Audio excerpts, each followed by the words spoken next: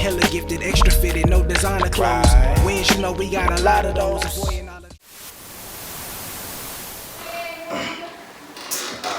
I'm gonna just go out the pillow. Alright, ready?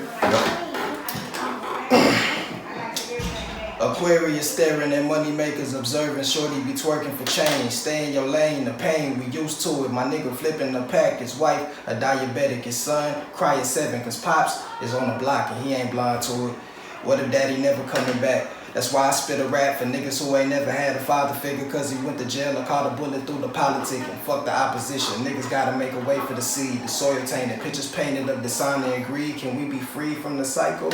Pedal to the metal, I attended some revivals. Ran out of swishes, smoked some pages out the Bible. Let the window with a rifle like I'm Malcolm, young and reckless. 17 with a Lexus. Coming out of Texas with the critical reception. I'm just trying to be a blessing to my niggas that be stressing. I'm one of the greats, 2 of them raced the 3rd. Met him at 4, the score, he made it live at 5. 6 of my niggas done died and I can't get them back. My mom called at 7, she said heaven is God's house and I was the odd out. 8 of my choppers came up ghost, of 9 was my fave. My sins a perfect 10, my chick called it 11 for dick. When 12 rounds I'm sick. Switched the ply, the knock was at the door, 11 goons, 10 of them strapped. Told my shorty we should slip out the back. 9 rhymes in my book, 8 lyrics was whack. We was lucky as a 7 back to flipping those packs. 654 code word for holding a bird. He said he couldn't do the block, so I met him on 3rd and it was solid. All of a sudden it's 2 shots and 1 hit.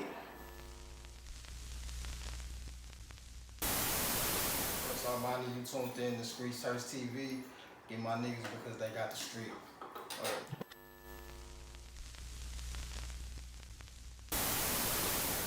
Prince Armani, my boy. First and foremost, I want to say appreciate you for, sitting down with us. Appreciate you, my G. Yeah, and you got a project dropping, right? Yes, sir. Yes, sir. And what's going on with that? That shit called No Beautiful Stories. It's coming real soon. Shit, I'm in the process of getting a release date and shit right now, but hopefully over the next couple months, shit done really slowed down with this corona shit, bro. So hopefully over the next couple months we can get a release date, drop this shit. And so what's your vision for this project? What do you want the fans to get out of this project from you? Like the biggest knock on my career so far is like people always talk about how like they don't get the real me enough in my shit. Like I'm always talking about everything that's going on around me, but not like what's going on with me personally. So this shit like my personal story from top to bottom, like to where I'm at now. So I just want the fans to get like an inside look at my life from the ground level type shit. That's where I'm at. And what song from this project would you say would define that? I got a song on there called The Autobiography. Like, it's like some shit that I wrote that's true. Like, they say when you write some shit, you embellish. Like, you always, like, make the shit sound good. I ain't do none of that. I just wrote that shit the way it happened, and that's what it is. Like, that shit. How many songs can we expect on this project? I got 13. 13. Okay. 13. And what did you say the name of the project was again? No Beautiful Stories. Where'd you get that title from? We in a generation, bro, where all the negative shit sell, no nothing positive work. If I posted a video right now of me speaking at a school or some shit, that shit wouldn't get no views. But if I posted a video of me running a fade with a nigga, it's going up. So, like, we just in that era right now where, like, all the negative shit sells. So, that's why I called it that. Okay. And what number of project would this be for you?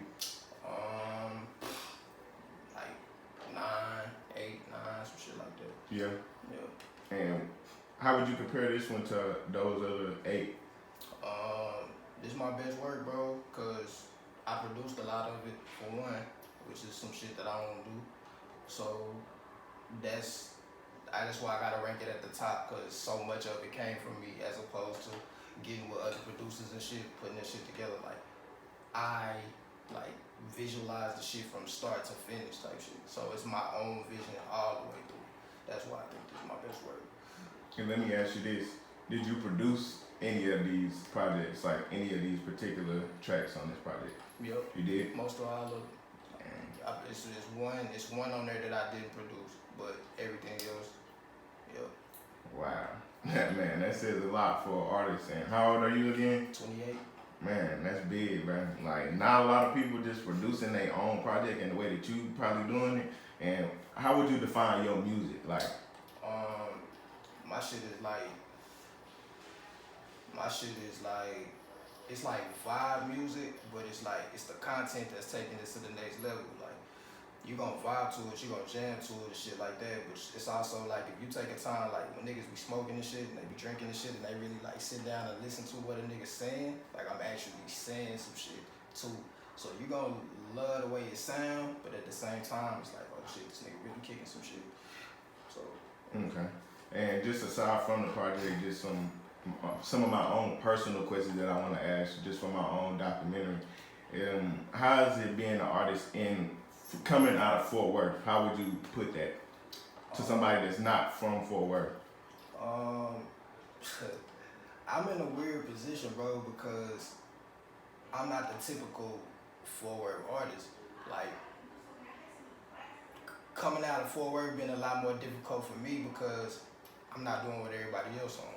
So like, I'm not beefing with niggas. I'm just not doing what everybody else is doing. So for me, I had to go get success outside of the city to really like, you know what I mean? But that shit be hard, bro.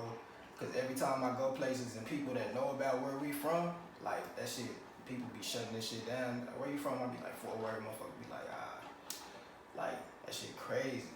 And so you saying basically what you've done is you've actually tried doing that. Yeah. Elaborate a little bit more on that for me. Yeah, like what you mean, like just trying to pop in the city? Like going out of the city to try to pop in. Yeah, like I've been fucking New York, Cali, I've been all over the place, like jumping on different stages, performing, doing interviews, shit like that. Shit, we did.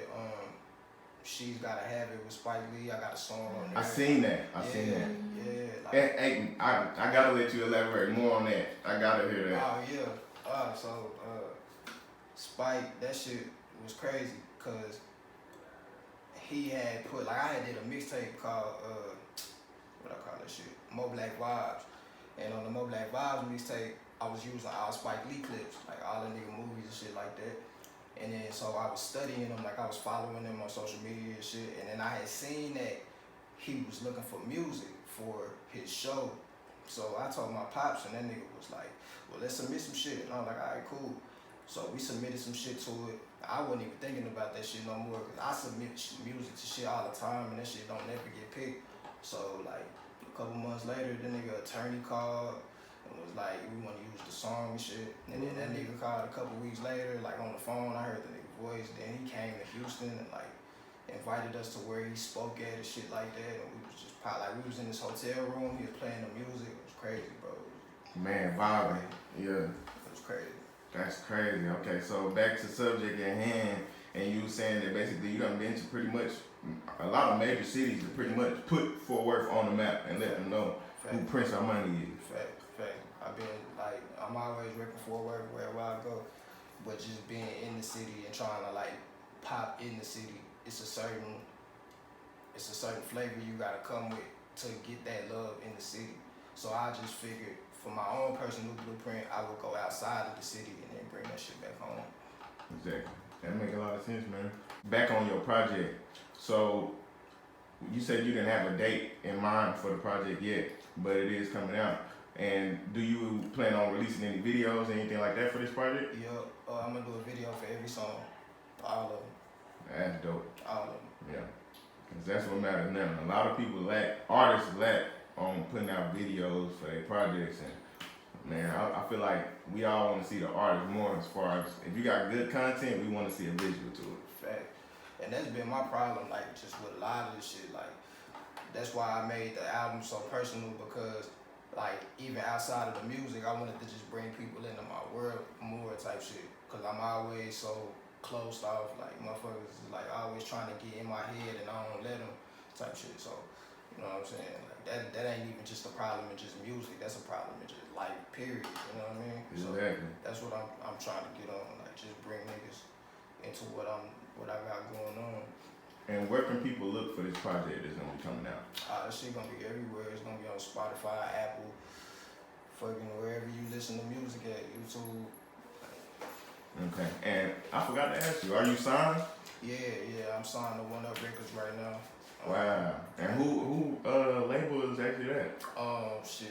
familiar. My man Noel, he used to fucking work for Cinematic Music Group. Them the motherfuckers that signed Joey Badass and like a bunch of other niggas and shit like that. So yeah, so he started his own shit, and I had sent the nigga some music like not too long ago, just poly and real nigga shit, and shit, one thing led to another. When that nigga started his label, he thought about it. Lose, I'm the guy you knew that would always kill. Texas come and keep it trill, nigga. Claiming that you in the field, nigga.